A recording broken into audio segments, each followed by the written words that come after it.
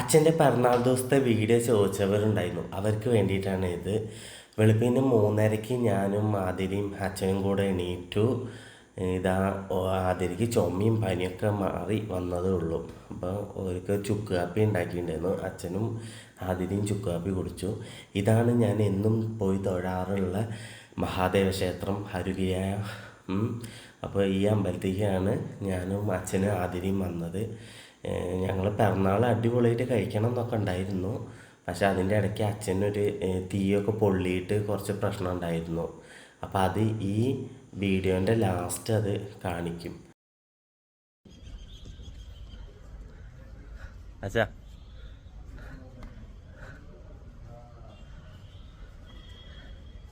എന്താണ് ഒരു മൈൻഡില്ലാത്ത? ഏ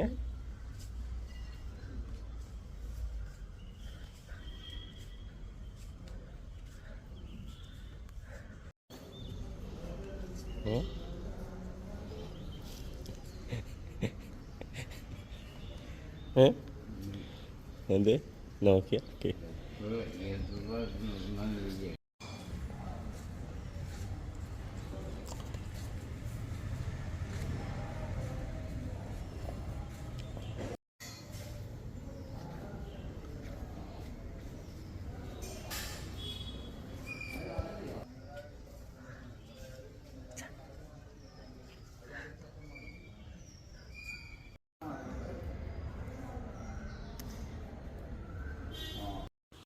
അങ്ങനെ ഞങ്ങൾ അമ്പലത്തിൽ നിന്നൊക്കെ തൊഴുത് നേരെ ഷോപ്പിലേക്കാണ് എത്തിയത്. ഷോപ്പിലേക്ക് എത്തിയ ഉടനെ ആദ്യൻ്റെ അടുത്ത് അടിച്ചു വരാൻ പറഞ്ഞു, ഷോപ്പ് ക്ലീനാക്കാൻ പറഞ്ഞു.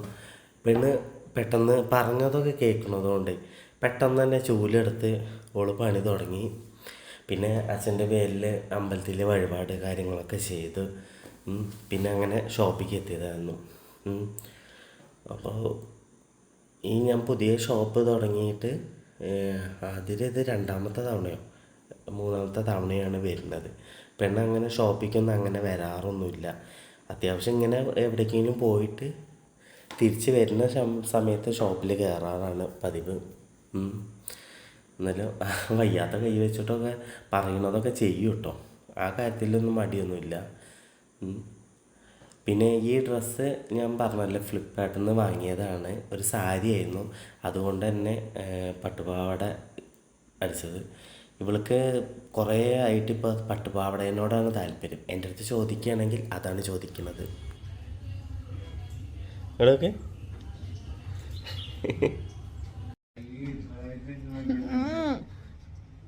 ഫോണ് നിലത്തിടണ്ട.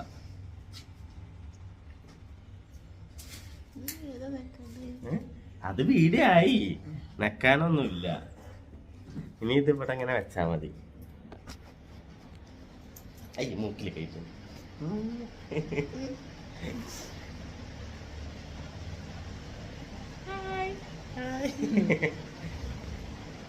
അച്ഛ ചായ, അച്ഛ ചായ കുടിക്കുന്നു.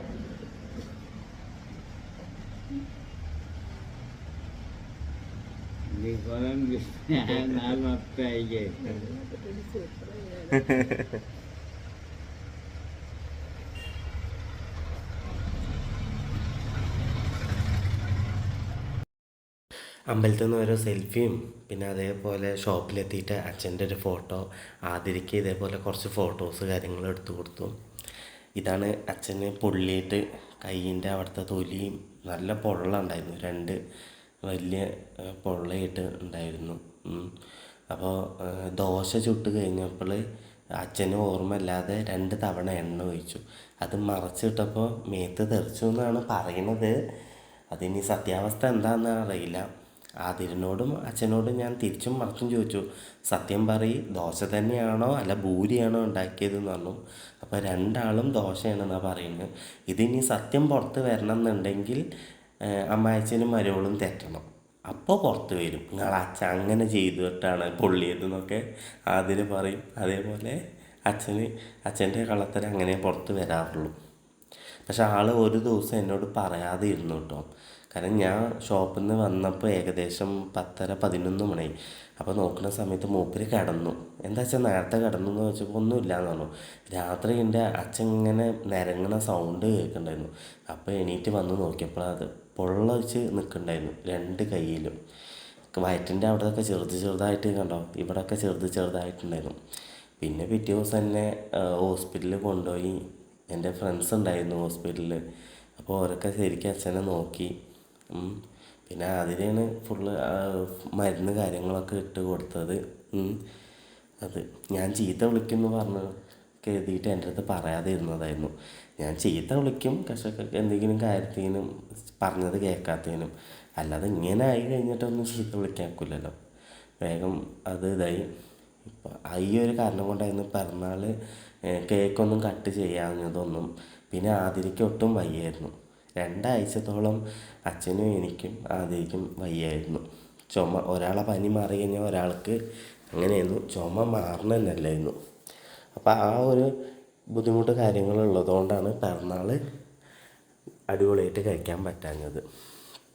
പിന്നെ അതിലെങ്ങനെ ആയാലും ശരി, ഈ കാര്യത്തിലൊക്കെ ആണെങ്കിൽ പെണ്ണ് നല്ല അച്ഛനെ നോക്കിയിട്ടുണ്ടായിരുന്നു കേട്ടോ. ഇതാണ് ഞങ്ങളെ സപ്പോർട്ട് ചെയ്ത എല്ലാവർക്കും 1000 നന്ദി. Thank you.